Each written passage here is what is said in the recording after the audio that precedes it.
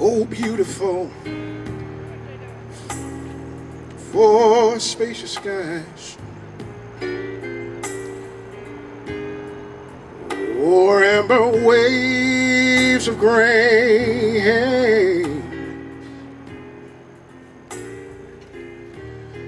or purple mountain majesties, above the fruited plains.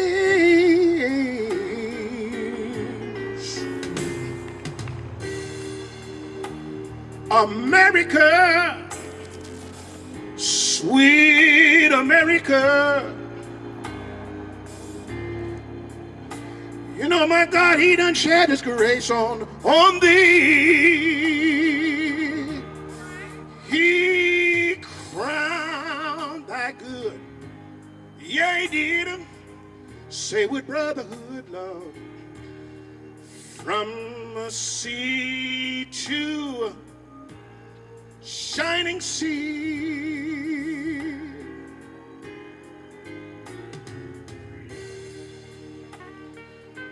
Oh, beautiful for the spacious skies, or amber waves of grain,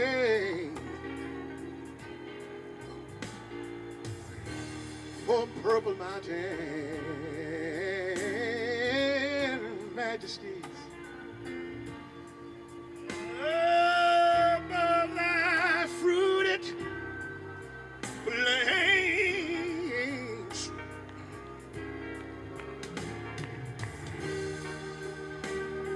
America, sweet America, you know my God, he done shed his grace on me and thee. Oh, yeah, he did. He crowned thy good. Yeah, he did. Say with brotherhood, love, from the sea to shining sea. Oh, oh, America, sweet America. You know my God, he done shed his grace on me and thee. You ought to love him today because he crowned thy good. Yeah, he did. Say with brotherhood, Lord, from the sea to shining sea. Oh, I thank you, Lord, from sea to shining sea, yes, shining sea.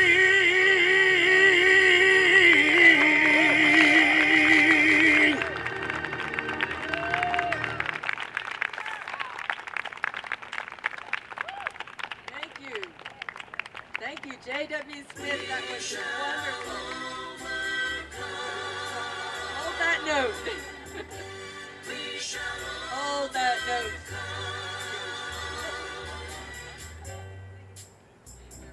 I'm ready. Welcome. What a glorious day. And after the rain this weekend, I was so happy to see the sun is shining and to see all of you here.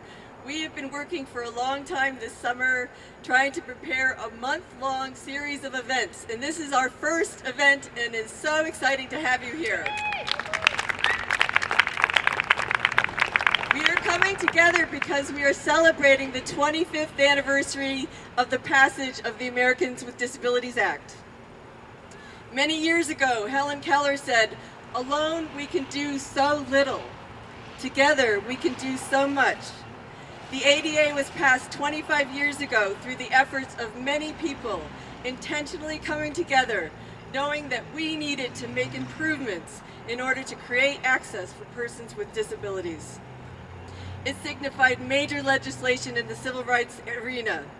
Civil rights are all-encompassing. They are not just concerned with access to buildings, although those are really important, but also access to education, access to engage in watching a movie, access to walk to an ocean and see it at a state park, access to find and retain meaningful employment, access to communicate with their healthcare provider, or to take a bus. It's all encompassing. Disability work is not done by one person, and it's not done in a vacuum. The university and the city work together through the Presidential Advisory Council on Disability and Accessibility Planning and the City Commission on Disabilities to improve circumstances for persons living with disabilities in our community. Now welcome Steve Patterson. Thank you. Following after J.W. Smith, I don't know if I can go there. Anyway, again, I do welcome all of you for coming. I'm Steve Patterson, your local city council member at large, also faculty here at OU. This has been a long time coming, having this event. It's one of the tenets under the Memorandum of Understanding between the City of Athens and Ohio University with PACDAP and the Commission on Disabilities. And as chair of the Commission on Disabilities, and I can speak for, I think, my commission members, we fully embrace this day and moving forward and getting out and kind of talking about not only where we've come from, but what our vision is moving forward as one community and trying to make ourselves a place that's accessible and inclusive to all. I want to give just a real brief kind of summary of some of the things that have been accomplished, some recently, some have been a long time coming, but all the same, it's working towards a more inclusive and accessible community. I want to start by giving a shout out to our Athens On Demand, through HAPCAP, which has been instrumental in providing Athens On Demand. And Athens On Demand, for those of you who aren't familiar with it, it is an accessible, essentially cab system where they have vans that for $2 can go anywhere within the county, $2 one way. And last year kind of broke their previous record by providing rides to over 5,000 rides. So it's a great benefit to our community. In the city of Athens, we have the Athens Public Transit with our new buses that are the low-deck buses, which are more accessible as well, as we've seen a rise in our ridership. We're also seeing a rise in those who may not as easily be able to get onto or off of that bus system. In the city itself, we've been very progressive and active in replacing and repairing a number of sidewalks. We've started a major project and have pretty much completed it on North Congress, as well as South May, Central Avenue, a number of places. There's also, for those of you who have ventured up and down as much as I do, I live up there.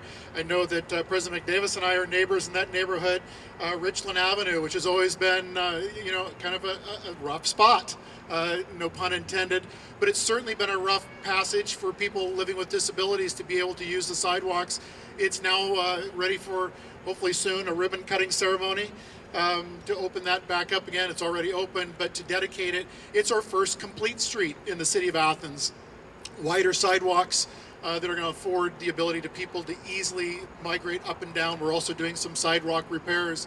Soon to come will be in one of our city parks, a major ramp trail system, but ramp that makes Sells Park accessible up to this beautiful reflective pond that sits up there. So we're doing a lot in the city of Athens. The Commission on Disabilities, along with PACDAP, have been working really hard on something and to reach out, or at least point out, Daryl Purdy. Daryl has been very active, along with myself and with others, in starting the planning process of a disaster preparedness plan that fits the entire community to include those living with disabilities. So there's been a lot going on throughout the city and throughout the community, and partnering between the university and the city. That's not to say that we don't have a long ways to go. Some of the things I want to point out as I'm looking forward into the future is that I think our community, and nationally, it's not just in our community, we didn't do a way better job when it comes to finding employment for persons living with disabilities. When you start looking at the unemployment rates across the nation, those living with disabilities are almost double, if not triple that, of people who do not live with disabilities. We can also do a lot better with just being smart in terms of how we can build jobs for individuals living with disabilities, and making things to where we kind of fit not only the workplace but our community to where it's universal design and that we do better. That said, I want to go ahead and turn it back over to Diane. Diane's going to introduce our first guest speakers. So we're going to do a little shuffle. I'm going to ask our first speaker. We have 3 speakers. I'm going to introduce all 3 of them, and then they're going to come up sequentially. The first speaker is David McNelly. He's a licensed social worker who serves as a service and support specialist at the Athens County Board of Developmental Disabilities. Our second speaker is Daryl Purdy. I've known Daryl for about 3 years now, probably, and he's worked at the university. He also he's the founder of a nonprofit called Life Dream International Foundation, and he serves as a member of the Athens City Commission on Disabilities. And he's a very fierce advocate for making this world a better place for people living with disabilities. Our third speaker is Patty Mitchell. She's the founder for Passion Works, an advocate for changing sheltered workshops into creative spaces for persons of all abilities. She's the author, a recent author, of Upcycling Creative Abundance, and is featured in the documentary Creative Abundance. She's a longtime friend, Patty Mitchell. So let us start first with David McNelly.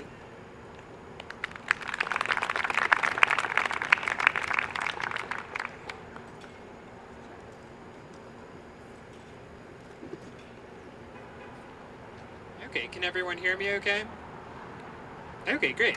Yeah, my name's David McNelly. I'm a licensed social worker. I work for the Athens County Board of Developmental Disabilities. I also work part-time for Hopewell as a counselor as well. And my wife and I, we moved to Athens about 2 years ago because it's an open, inclusive community, because there are events like this, because there are people working on things like this. So I really appreciate everyone's effort. They gave me 4 minutes to say what the ADA means to me. So I wanted to split it up into 3 different parts. First, how ADA has worked in my life. 2, how there's still work to do.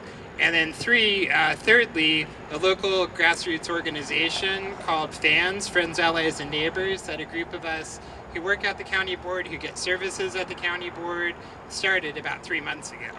So first of all, the ADA has been around for most of my life and all of my adult life. And it's meant a lot of different things to me. So first of all, I grew up in a small town close to here in Jackson, and the middle school was made accessible for me because of the ADA. The high school was made accessible for me because of the ADA just before I entered those schools.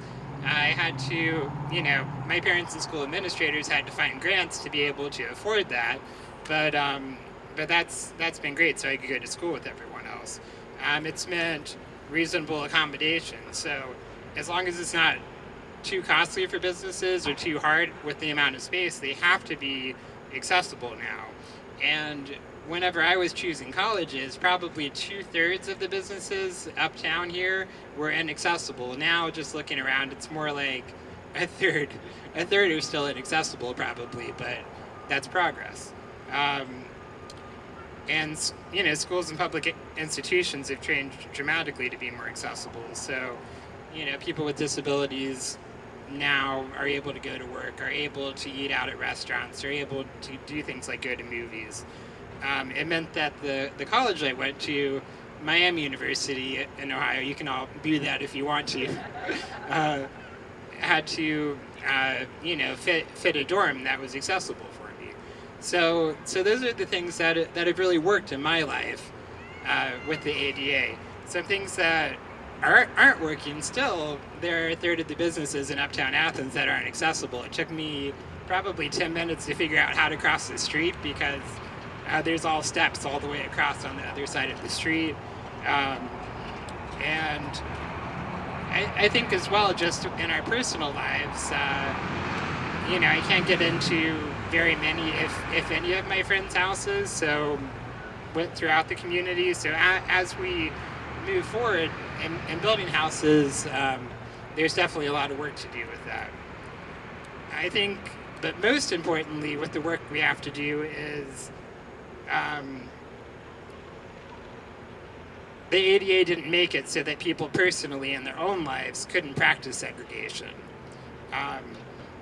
So people practice exclusion all the time by not putting a ramp on their home or business steps, by just attitude, and also institutionalized ableism as well. So I just wanted to do a quick thought activity to start off with. Think of a person in a TV show or a movie who uses a wheelchair. Okay, everyone have one in their minds. So there's probably like a 99.9% chance that that person doesn't use a wheelchair in real life. And there's also about probably like a 90 to 95% chance that actor heroically walks again.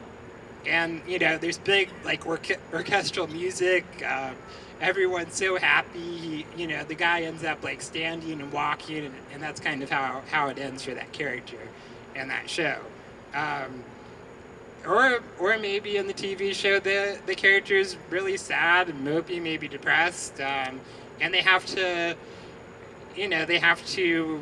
succeed despite their disability or overcome their disability.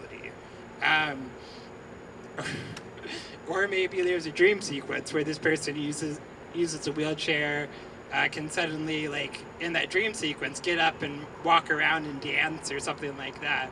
So whenever that finally happened in Downton Abbey, I had to stop watching because I couldn't take it anymore. So I guess, you know, what I would like to see, I'd like to see a TV show played by an actor with a disability who is just happy to be themselves, who gets along fine in life, and basically a normal life, and I will watch that show. Or better yet, you know, you can put me in that show and I will be that actor. So basically, that's the image that so many of us have in our mind, and if you have that image in your mind, do you want to employ that person? Do you want to become friends with that person? Do you want to make that person the director of your organization? Can you take that next step? And for a lot of people, the answer has been no, in my experience. So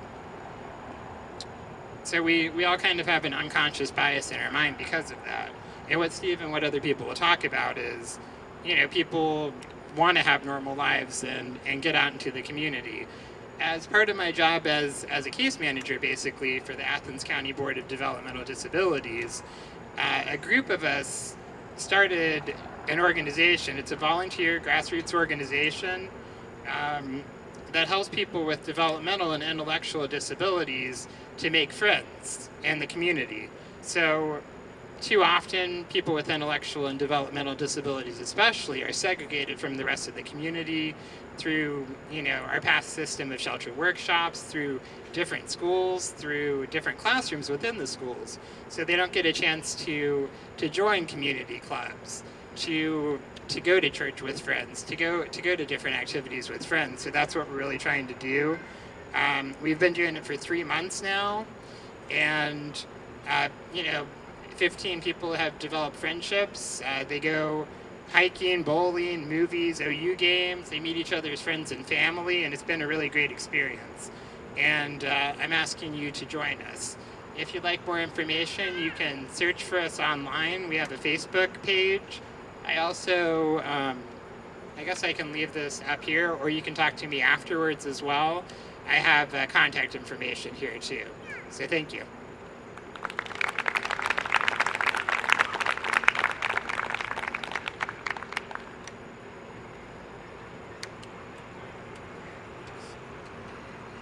Hello. It's good to see you, although I gotta be honest, I can't see beyond the first row, and yet I have a driver's license. I'm going to do what I have not ever done in my entire life, and I'm going to say hopefully some important things, and I'm going to do it in 3 minutes or less. Good luck to us all. I was born with a condition called Mobius sequence and Hanhart syndrome. And I was born shortly after electricity was created.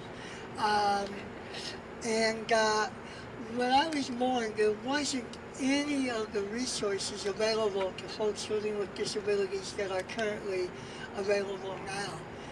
And when I started out my educational experience, I did so at the school I went to was Pocahontas School for the Handicapped. Now, the benefit of my going to Pocahontas School for the Handicapped was we got to sing a lot, and we got to make baskets and eat stuff that probably is not good for you now. And the other thing was it was in Hawaii, Honolulu, Hawaii. Now, I'm 7 years old. What do I know about Hawaii that's important? My mother, though, she thought it was great. I am here to say to you that I think the legislation, like ADA, the Rehabilitation Act of 1973, and many other pieces of legislation are making a difference in our country, and as it turns out, also in the world outside. The United Nations is taking a very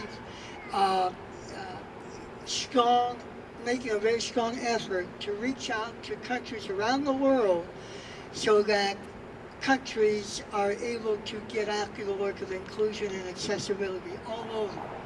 And there's legislation in many countries that reflect legislation like ours.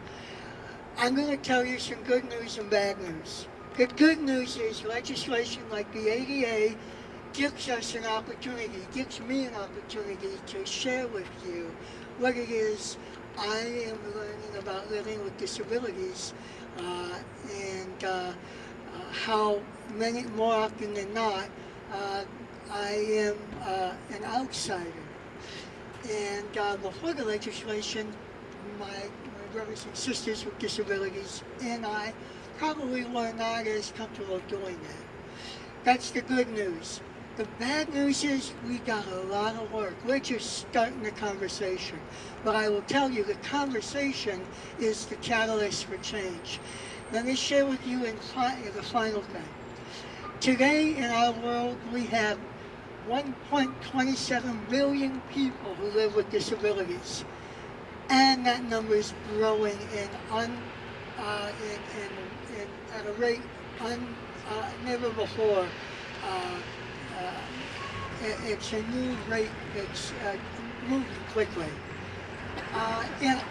In our country, we have 57 million folks. I think that's a soft number, but we'll go with 57 million folks who live with disabilities. In that number, 22.5 million live with severe or significant disabilities. These are the folks that we need to be working with and on behalf of. We have a lot of work to do. We have some tools that are coming, have been created and are being created to help us, so that places like Ohio University will welcome all of our brothers and sisters with disabilities who would choose to pursue a college degree. And so I thank you for being here. I look forward to hearing about your experience over the next month as you have opportunity to participate in some of the events. Okay, did I do 3 minutes? Okay, Geraldine said I did 3.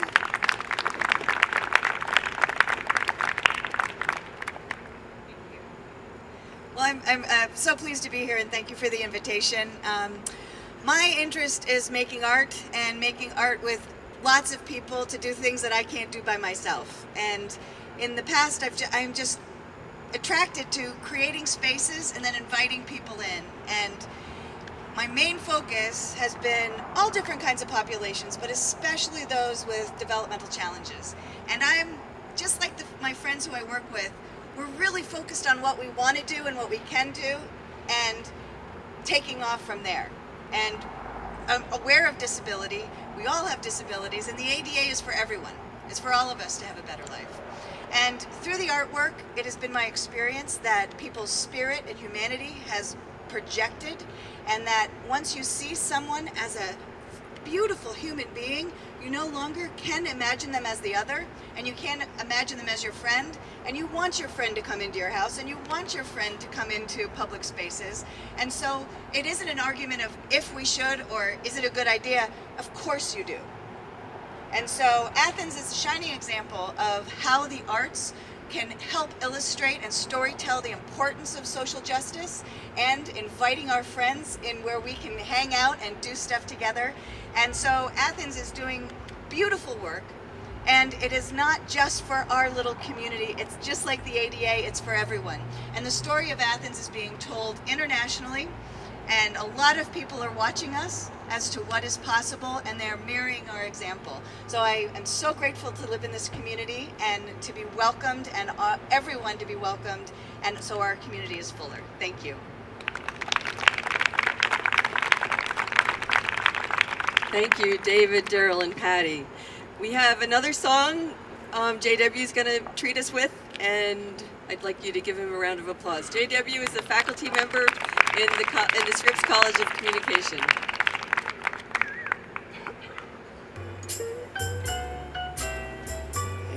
Start from the beginning. Get me a sound, man. Hey, no, not that one. Next one. There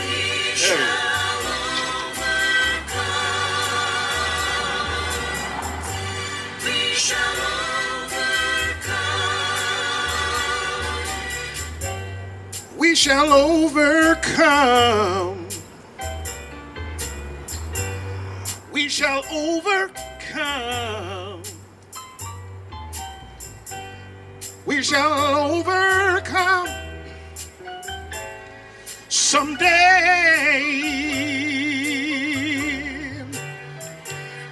Oh, deep in my heart,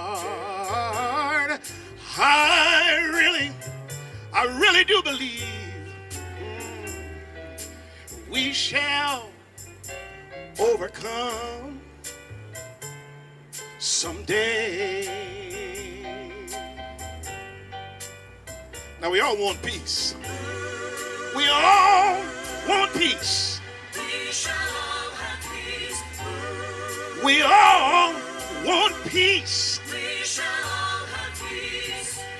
We shall all have peace someday. Oh, deep in my heart, I really do believe, oh yes, we all shall have peace someday. And all lives do matter. And you know what? One day we all will be free. We shall all be free. I tell you, one day we all will be free. We shall all be free. We shall all be free someday. Oh, deep in my heart, I really do believe one day we shall all be free someday.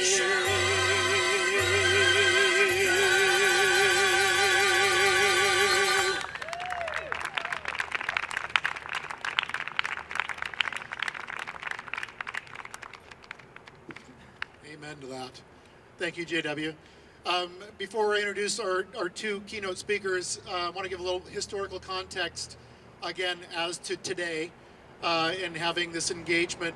And as Daryl said, the conversation is really just starting in the grand scheme of things. But the Commission on Disabilities was started 10 years ago, 2004. Debbie Phillips, city council member at the time, and others on council decided to put together an advisory team or advisory commission to the mayor I believe right around the same time, if not a year later, PACT App was formed to advise the president of Ohio University, President McDavis. And these two groups had been working hard, but within their own silos.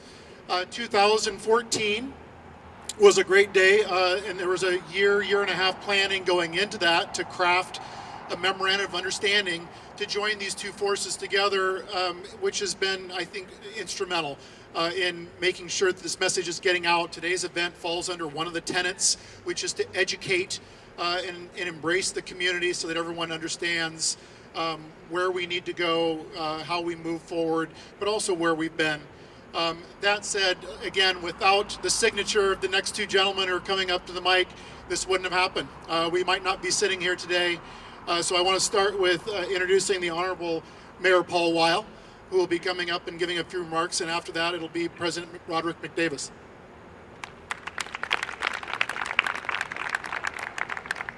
Thank you, Steve. I will mention Steve is the chair of the Athens Disability Commission. Under his watch, it's grown quite a bit. The American Disabilities Act, 25 years. That's a generation. A short generation or a long generation, depending how you count it. In a perfect world, we'd be done. Jeff Hill would be accessible to everybody who needs to go up and down it. City Hall, which we're working on, would be accessible. My office is not accessible right now, so we have a ways to go. It's difficult, mostly resources, mostly awareness. These are some of the aspects we have to look at, how to get better at what we do, how to make an inclusive society for everybody, how to build the society from here forward. And that's what we have to decide, what we want to see happen, where everybody's included, everybody's able to do what they need to do, live their lives. On a personal note, I just got back visiting my father. His hearing aid has little batteries. He doesn't have feeling in his fingers at 88. I read the bills for him. Make sure he keeps up with them. I button his shirts, except for the top two, so he can slip it on over. He's got macular degeneration, so he can't see that well. We're all going to get there someday. We want to be part of this society as long as possible. We want to be able to get by with what we need to do. You know, I think I'm proud of the transportation aspect, but we have a ways to go. And that's all I'm going to say. I'm going to keep it short because you've probably heard a lot of this before. But I say it's one generation in. The ADA is one generation old. So we have a ways to go. I'd like to see it in the next 25 years what it looks like. It'd be nice if it was a perfect world, but we'll get there the best we can. Dr. McDavis?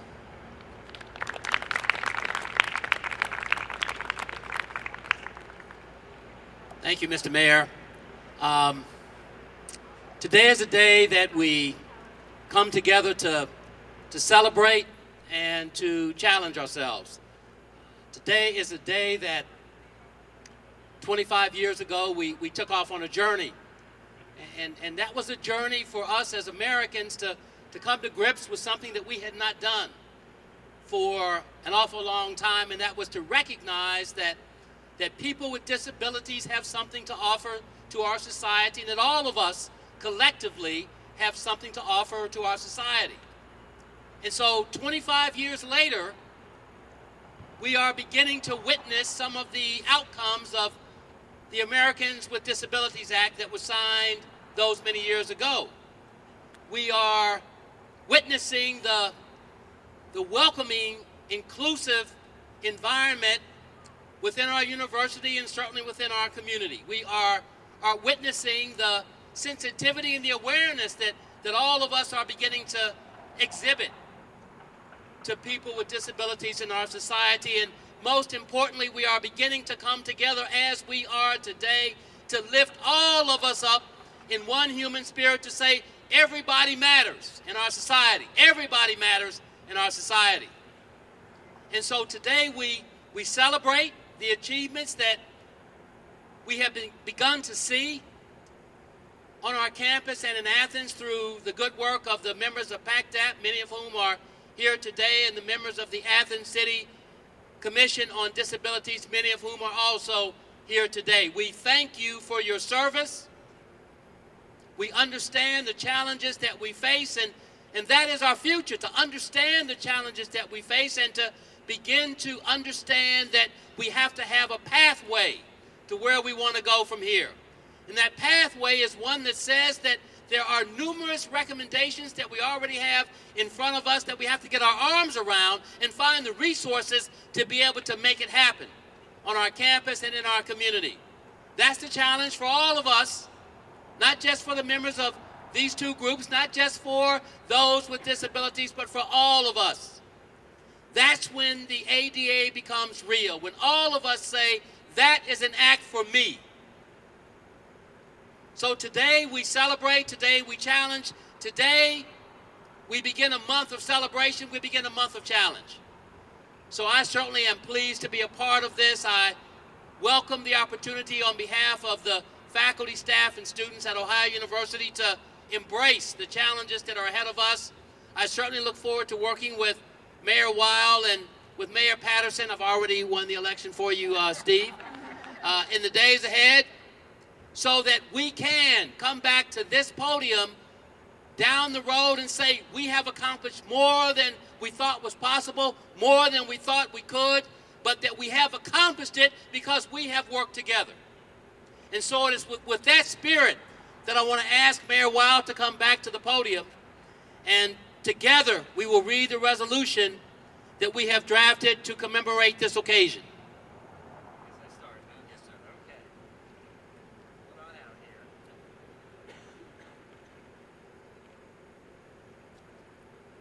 Proclamation of recommitment to full implementation of the Americans with Disabilities Act.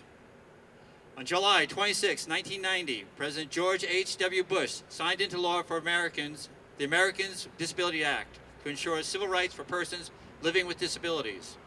The legislation provided a clear, comprehensive national mandate for the elimination of discrimination against individuals with disabilities. During the past 25 years, Americans with Disabilities Act has vastly expanded opportunities for Americans with disabilities, by removing barriers, empowering individuals, and encourage persons with disabilities to fully engage in community life by increasing access to transportation services, commercial facilities, telecommunications, government assistance programs, and educational opportunities. Today, we celebrate a quarter century of empowerment to the Americans with Disabilities Act. We challenge our community to carry this momentum forward. Acknowledging the great responsibility that we have undertaken as caretakers for the City of Athens and Ohio University, we, Mayor Paul Weil and President Roderick J. McDavis, reaffirm our commitment to the full implementation of the Americans with Disabilities Act. We recognize that great resolve and additional action are necessary to achieve full accessibility and inclusion in the years ahead. Building on the success of the past 25 years, we dedicate ourselves to ensuring that the Athens and Ohio University communities are welcoming for all. In 2014, we established a memorandum of understanding between the City of Athens and Ohio University for the purpose of eliminating barriers and increasing opportunities for persons living with disabilities in our community.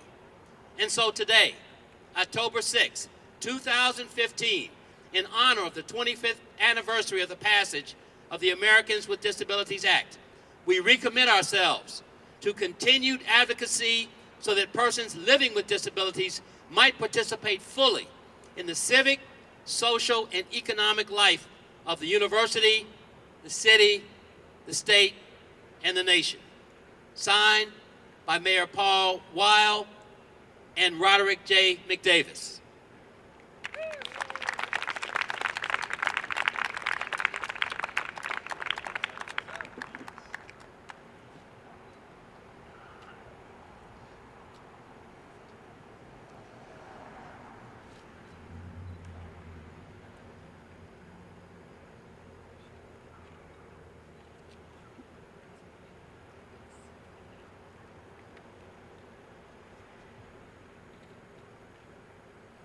Wow. So this is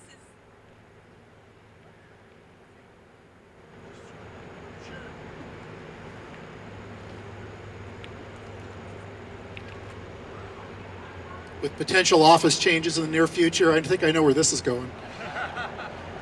Again, I can't thank you all enough for being here. I thank both of you, President McDavis, Mayor Paul Weil, for enacting, signing on that dotted line to make this MOU a reality, and for encouraging us all, to challenge us all to work harder to make our community more inclusive. I'd be remiss to not mention something that has been near and dear to the Commission on Disabilities for a long time, which is Challenge by Choice and Disability Speaks, which will occur. You'll hear more about that coming up in the spring as we move forward.